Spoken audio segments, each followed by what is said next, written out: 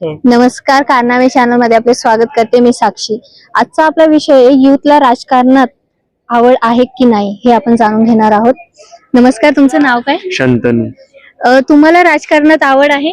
हा, मला प्रचंड आवड आहे। म्हणजे आजोबा राजकारणात होते त्यामुळे मला आवड आहे, आणि आजूबाजूला जे काही एखादी साधारण कुठली गोष्ट घडते त्यामध्ये ते राजकारणाशी संबंधित असते, त्यामुळे मला आवड आहे।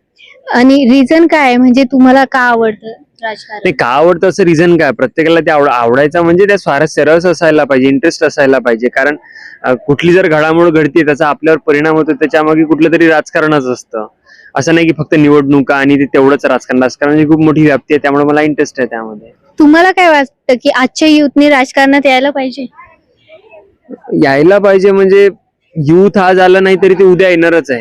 म्हणजे आजचे जे राजकारणी ते मरेपर्यंत सत्तेवर जरी राहिले तरी कोणी तर येणारच आहे ना। म्हणजे आजची युथ मोठे होऊन का होईना ते येतील, पण त्यापेक्षा मला वाटतं मोठे व्हायची वाट बघणं, अनुभव वगैरे या गोष्टी केल्यापेक्षा जर तुम्हाला प्रगल्भता आली असेल, तुम्हाला कळतंय की काय नेमकं राजकारण आहे ना आपल्याला नेमकं काय करायचं, तर त्यांनी नक्की यावं आणि काहीतरी बदल घडावा। फक्त येऊन काही फरक पडणार नाहीये, आलं आणि गेला असं तर आधी पण सुरू आहे। तर काहीतरी नवीन विचारधारा घेऊन किंवा नवीन बदल घेऊन राजकारणात आजच्या युवकांनी यावं। पण आजकालचे युथ राजकारणात नको म्हणता, यावर तुमचं मत? नाही, असं नको वगैरे म्हणत नाही, त्यांना सेफ खेळायला आवडतं। म्हणजे काहीतरी जर घडवायचं आहे, म्हणजे सोशल मीडिया आल्यामुळं एक सॉफ्ट पॉवरचा जो विषय असतो, हार्डवर म्हणजे लोक रस्त्यावर उतरले आणि काहीतरी आंदोलन करेल, हा तो विरोध असतो त्यांचा। म्हणजे इंटरेस्ट नाही असं नाहीये, त्यांना इंटरेस्ट आहे पण त्यांना असं सेफ खेळायचं आहे, म्हणून ते सोशल मीडियाच्या माध्यमातून का होईना आपले मतं व्यक्त करतात। समोर यायला घाबरतात हे मीही मान्य करतो, पण कुठल्या ना कुठल्या प्रकारातून ते आपलं मत प्रकट करतातच त्या ठिकाणी। तुम्ही जर राजकारणात गेले तर तुम्ही काय काम करशाल?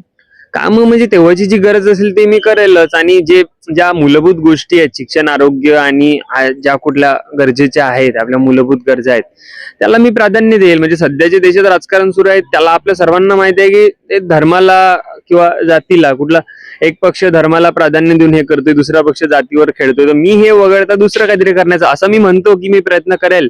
पण तेव्हाची परिस्थिती काय असेल, कारण सत्तेवर येणं न येणं हा नंतरचा भाग आहे, पण येण्यासाठी तुम्हाला काहीतरी खेळी खेळावीच लागते। मी आश्वासनं दिली मूलभूत गरजांची तर लोक मला मत देणार नाही त्यामुळे मला सुद्धा कुठला तरी एक धर्माचा हे असू द्या, जातीचा असू द्या, विचारधारेचा एक अँगल घेऊनच राजकारणात यावं लागेल, पण मी कामं नक्की करेन। तुम्हाला काय वाटतं की मतदान करणं किती योग्य आहे, म्हणजे किती करावं असं तुम्हाला काय मतदान करणं तर योग्य आहे, पण आता काय माहिती लोक का मतदान करत नाही। कारण आपण 2-3 मुद्दे बघितले की वोट चोरीचे, तर सध्या SIR सुरू आहे। मतदान करणं तर अधिकार आहे ना, म्हणजे 18 वर्ष झाल्यावर तुम्ही मतदान करायलाच हवं। तर म्हणजे ही तर गरज आहे। लोकशाहीमध्ये मतदानाला, बहुमताला आपण अधिक प्राधान्य देतो, तर मतदान करणं गरजेचं आहे, पण ती गरज आहे, पण आता त्याचं महत्व असं उरलेलं नाही। म्हणजे असं मला वाटतं, असं खूप लोक बोलून पण दाखवतात की SIR मध्ये आपण बंगालमध्येच बघितलं की कितीतरी लोकांची नावं, ज्यांनी 19 आणि 24 मध्ये मतदान केलं, त्यांची नावं वगळल्या गेली। लोकांना रस राहिलेला नाही। मागे महापालिकांच्या निवडणुका झाल्या तर ह्या प्रभागातला माणूस त्याला 5 किलोमीटर तिकडे जाऊन मतदान करायला लागलं, पण अशामुळं ते लोक कमी तर पण करायला पाहिजे। तुमचा राजकारणात एखादा आवडती व्यक्ती की कोणी तुम्ही त्यांना फॉलो करता, असं कोणी आहे? फॉलो वगैरे कोणाला करत नाही, कारण मी कोणाला फॉलो करायला जातो, नंतर लक्षात येतं की हा लय महाभाग आहे म्हणून त्यांनी काहीतरी कांड करून ठेवलेलं आहे। तसं खूप जण बाबतीत होतं।